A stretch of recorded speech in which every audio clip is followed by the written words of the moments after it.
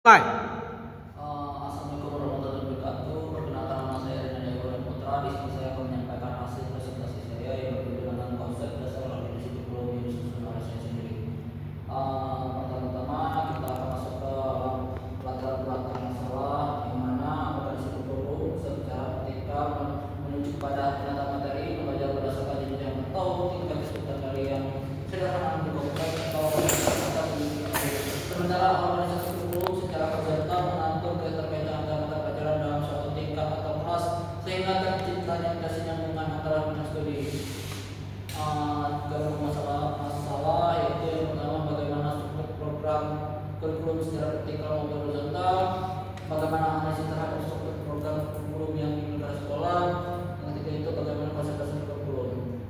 Tujuan penulisan ini itu menjelaskan bentuk struktur program kurikulum baik secara vertikal maupun horizontal. Yang kedua itu menganalisis struktur program kurikulum yang digunakan di sekolah menguraikan konsep dasar kurikulum. Lanjut bab 2 pembahasan bentuk struktur program kurikulum vertikal dan horizontal. Organisasi kurikulum dapat dilihat dari dua bentuk utama yaitu struktur vertikal dan struktur horizontal. Keduanya memiliki karakteristik tujuan dan manfaat yang berbeda namun saling melengkapi dalam membentuk sistem pembelajaran yang utuh.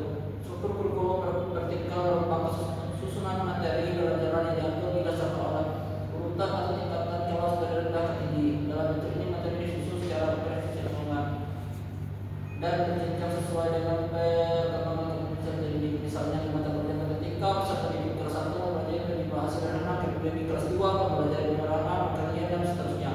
Model ini memastikan adanya kesinambungan dan progres belajar yang terukur.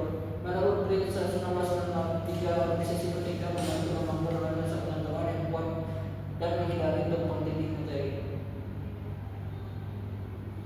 Selanjutnya itu mengidentifikasikan berbagai pendekatan pengembangan kurikulum, struktur program kurikulum di sekolah di Indonesia khususnya pada jenjang pendidikan dasar dan menengah pada umumnya telah memadukan prinsip vertikal dan horizontal.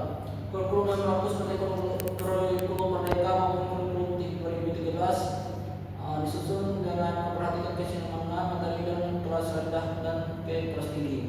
Sekaligus mengintegrasi tema atau proyek lintas mata pelajaran pada tingkat yang sama.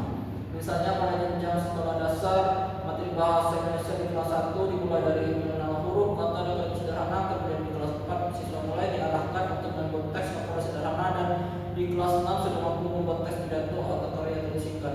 Ini menciptakan kesinambungan vertikal. Sementara dari sisi horizontal pada kelas 5 dengan tema perubahan lingkungan siswa mempelajari tentang proses pembelajaran lingkungan dan dampaknya terhadap ekosistem.